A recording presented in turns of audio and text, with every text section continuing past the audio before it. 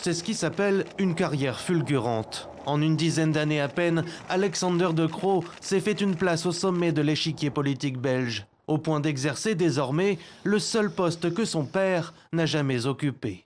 Le fils d'Herman De Croo, 83 ans aujourd'hui, député, ministre, bourgmestre, chef de parti et président de la Chambre, a patiemment attendu son heure.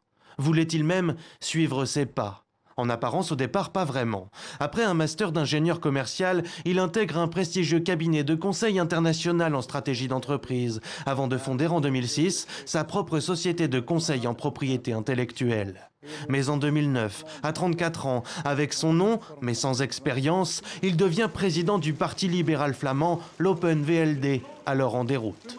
Considéré d'abord comme un trublion, prêt à tout pour se faire un prénom donc, il reste celui qui a déclenché la plus longue crise politique belge, lorsqu'en 2010, il retire son parti du gouvernement Le Terme, faute de solution sur la scission de Bruxelles à Leeuwille-Wordt. Les accords n'ont pas été respectés et c'est pourquoi l'Open VLD révoque sa confiance dans ce gouvernement. À la faveur des élections qui suivent, il est élu sénateur, puis après 1 an et demi de négociations, Alexander De Croo intègre le gouvernement Di Rupo. Élu député fédéral en 2014, il poursuit sa carrière ministérielle dans le gouvernement de Charles Michel, au développement, à l'agenda numérique, aux télécoms, puis 4 ans plus tard, aux finances.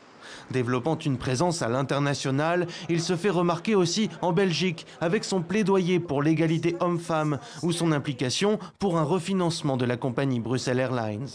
À 45 ans, marié et père de 2 enfants, Alexander De Croo est aussi un cavalier émérite, une compétence bien utile pour rester en selle sur le siège de Premier ministre, l'un des plus éjectables du pays.